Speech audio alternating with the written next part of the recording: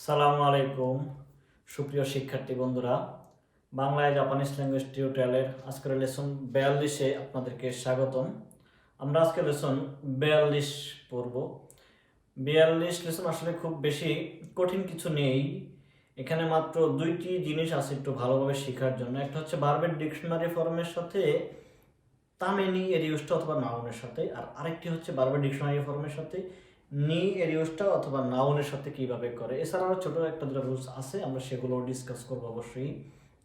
তো এই রুলসটা একেবারেই ইজি, এটাকে কঠিনভাবে নেওয়ার কিছু নেই। মানে আপনি অনেকে আমাকে আমার প্রত্যেকটা ভিডিও তাই প্রায় 18-20 মিনিট বা 15 মিনিটের উপরে হয়। যদি কোনো ভিডিও লেসন যদি 10 মিনিট বা 12 মিনিট এরকম হয়ে যায়, তাহলে আবার প্রশ্ন করে, ভাই এটা এত বা সেন্স এটা এত ছোট লেসন কেন? আসলে ছোট হলেই যে সেখানে লেকচার কম হয়েছে বা সেখানে বোঝা যাবে না বা সেখানে এক্সপ্লেন কম, এরকমটা না। ভিডিও ছোট বড় এটা তো ডিপেন্ড করে কতটুকু সহজ বা কতটুকু কঠিন, অথবা কয়টা আমি এক্সপ্লেন দিলাম। তো এটা নিয়ে ঘাবড়াবার কিছু নেই। এই লেসনটা খুব বড় কোনো লেসন না, ছোট লেসনই হবে বলে আশা করি। তো হয়তো বা এক্সাম্পল বেশি দিলে বড় হতে পারে। তো তবে এটা একদম সিম্পল ইজি একটা লেসন, তাই এটা নিয়ে খুব বেশি ঘাবড়াবার দরকার আছে বলে মনে করি না। আমরা এই লেসনে শিখবো তামেনি। তামেনি হচ্ছে আমরা যখন কোনো একটা পারপোজ, কোনো একটা উদ্দেশ্য, কোনো একটা লক্ষ্য নিয়ে যখন কথা বলি, তখন যদি কোনো একটা ভার্বকে সামনে রাখি সেই ভার্বটা করার জন্য, তাহলে ভার্বটা হবে ডিকশনারি ফর্ম। আমরা কি ডিকশনারি ফর্ম জানি? তাবে মাসলে তাবে, নমি মাসলে নমু, ইকি মাসলে ইকু, ইউবি মাসলে ইয়োবু। এই যে এগুলো হচ্ছে ডিকশনারি ফর্ম, ইয়োবু, ইকু, নমু, তাবেরু। তো এই যে তামে এর আগে সব সময় কি বসে? ডিকশনারি ফর্ম বসে অথবা নাউন বসে। ভার্বের ডিকশনারি ফর্ম অথবা নাউন, ভার্বের ডিকশনারি ফর্ম অথবা নাউনের পরে তামেনি বসে। এরপরে আপনি ভার্ব বসাতে পারেন, নাউনও বসাতে পারেন, সেটা আপনার সেন্টেন্সের উপর ডিপেন্ড করবে। এটা আসলে বেসিক্যালি কোনো একেবারে ইজি একটা ব্যাপার, কঠিন কিছু না। মূল হচ্ছে তামেনি। তামেনি দ্বারা কোনো একটা পারপাসকে, লক্ষ্যকে, উদ্দেশ্যকে আপনি পরবর্তীতে কি করবেন সেইটা। আর এর আগে ভার্বের ডিকশনারি ফর্ম অবশ্যই অথবা নাউন। যেমন আমি যখন এম্বাসিতে দাঁড়িয়েছিলাম, আমাকে কোশ্চেন করছিল যে দোস্তে নিহনে ইকিতাই দেশকা বা দোস্তে নিহনে ইকি মাস্কা, কেন তুমি জাপানে যেতে চাও অথবা কেন জাপানে যাবা, আমাকে এবার প্রশ্ন করছিল। তখন আমি বলছি কি, নিহন্ন দাইগাকুদে বেঙ্কিও সুরুতামেনি নিহনে ইকিতাই দেশ, জাপানের বিশ্ববিদ্যালয়ে পড়াশোনা করার জন্য। বেনকিও শিমাস, বেনকিও শিমাস থেকে বেনকিও সুরু তামেনি, মানে এটা আমার লক্ষ্য, এটা আমার উদ্দেশ্য, পারপোজ অফ বেনকিও সুরু তামেনি নিহনে ইকিমাস, নিহনে ইকিতাই দেশ। এইভাবে আমরা বলেছিলাম। আবার যদি আমরা নাউন ইউজ করি, যেমন দোস্ত ওখানে চৌকিন শীতেই মাসকা, কেন আপনি ওখানে টাকা চৌকিন শীতেই মাস জমাচ্ছেন? কেক্কন তামেনি, সামনে আমার বিয়ে, এই অনুষ্ঠান কেক্কন শিকি, কেক্কন শিকি নো তামেনি, কেক্কন নো তামেনি ওখানে চৌকিন শীতেই মাস। মানে এরপরে নাউনও হতে পারে, এরপরে ভার্বও হতে পারে, আবার এর আগে নাউনও হতে পারে, ভার্বও হতে পারে। বাট যেটাই হোক না কেন, ভার্বের ডিকশনারি ফর্ম হতে হবে আগে বসলে, পরে বসলে সেটা ভার্বের অবস্থার লোকের রূপের লোকের ভার্বের সেই রূপটা বসবে। আশা করছি এতে কোনো সমস্যা নেই। আমরা এখন স্ট্রেট 2 থেকে 3টা এক্সাম্পল দিচ্ছি, আশা করছি ক্লিয়ার হবে, ঘাবড়াবার কিছু নেই। সুপ্রিয় শিক্ষার্থী বন্ধুগণ, আমি এখানে একটি এক্সাম্পল দিলাম।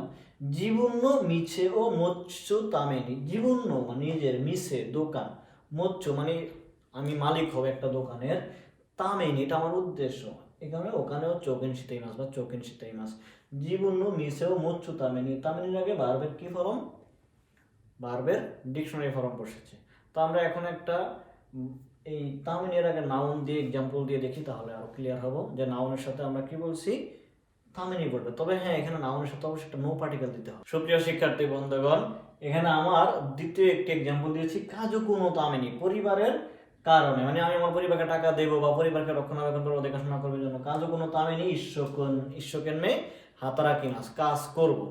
যে এখানে আমি আগে নাউন ইউজ করছি, এই জন্য নো দিছি তামেনি এর আগে। আশা করছি এটাও ক্লিয়ার। আমরা আরো একটি এক্সাম্পল দেই ভার্ব দিয়ে, তাহলে আরো ক্লিয়ার হবে। সুপ্রিয় শিক্ষার্থী বন্ধুগণ, এই রুলসের আরো একটি এক্সাম্পল কাইসা ও চুকুরু তামেনি, মানে কোম্পানি তৈরি করার কারণে হাতারাকি মাস। আমরা কাজ করে কি এক্সপিরিয়েন্স জমা করব, কাজ করে কি কিউরিও পাবো, সেই টাকা আমরা জমা করব, সেটা দিয়ে কি এক্সপিরিয়েন্স এবং টাকা একসাথে করে আমরা কি করব, কাইসা ও চুকুরি মাস। তাহলে কাইসা ও চুকুরু তামেনি হাতারাকি মাস, আমার কাজ করার উদ্দেশ্য কি?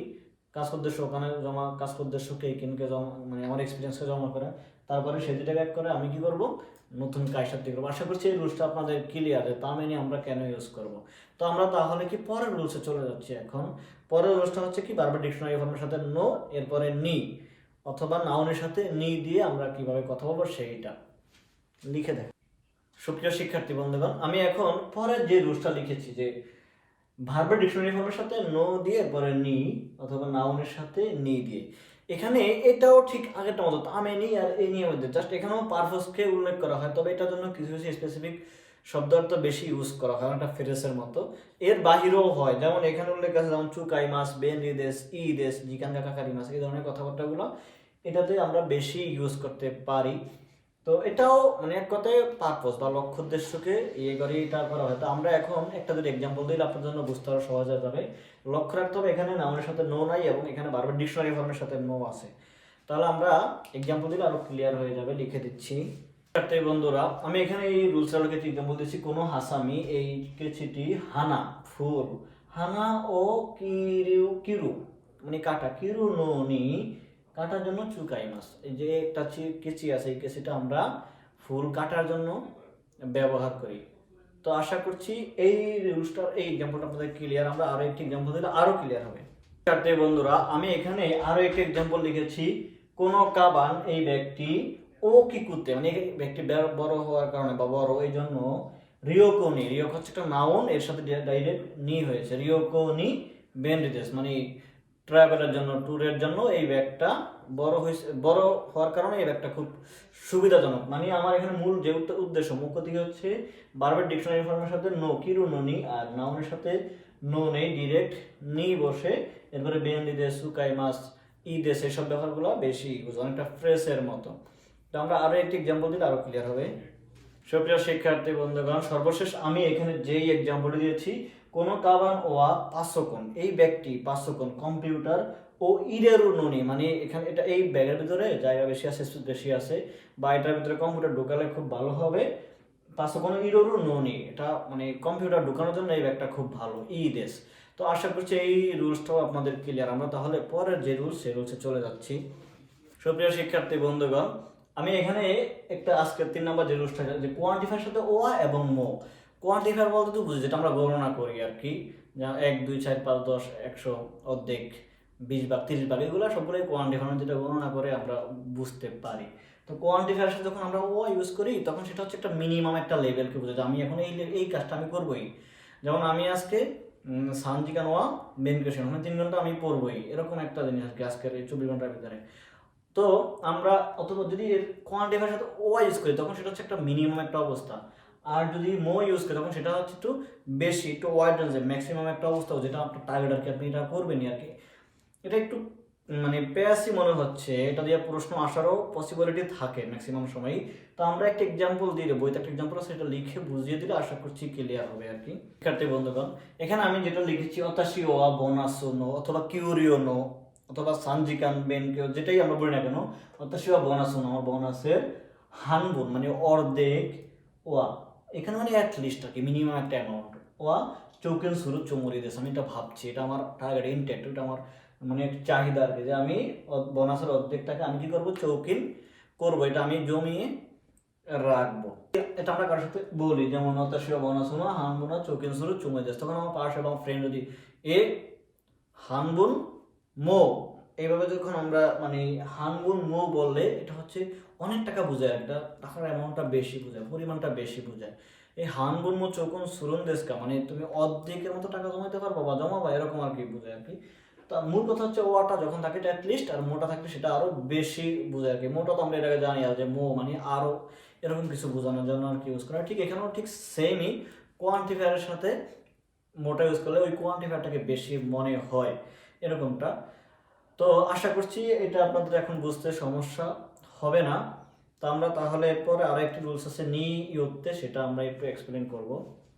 সুপ্রিয় শিক্ষার্থী বন্ধুগণ, আমাদের আজকে সর্বশেষ যে নিউতে হচ্ছে আমরা যখন কোনো একটা কিছু, যখন কোনো একটা জিনিস মানে কত সালে তৈরি হয়েছে, কত সালে লিখেছে বা আবিষ্কৃত হয়েছে, এরকম কোনো কিছুকে বোঝানো হয়, হাচুমে সীমাস্তা কাকিমাস্তা এরকম যদি কিছু হয়, তখন সেটা কার মাধ্যমে হয়েছে, কে করেছে, সেরকম কিছু বোঝানোর জন্য এই নিয়তটা ইউজ হয়। বইতে একটা এক্সাম্পল আছে, আমরা এখন সেটা লিখে আপনার কাছে এক্সপ্লেন করলে আশা করছি কিছুটা ক্লিয়ার হবে।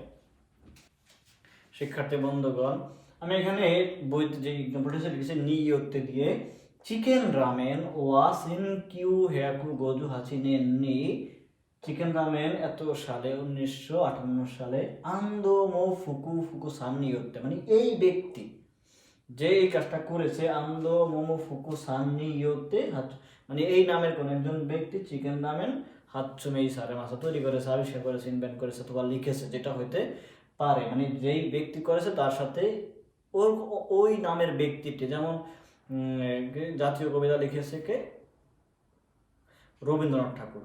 বিদ্রোহী কবিকে কাজী নজরুল, তার বিখ্যাত কবিতাকে কোন সালে লিখেছে এরকম কিছু বোঝা যাবে, তখন এই কবিতাটি ওই ব্যক্তি এত সালে।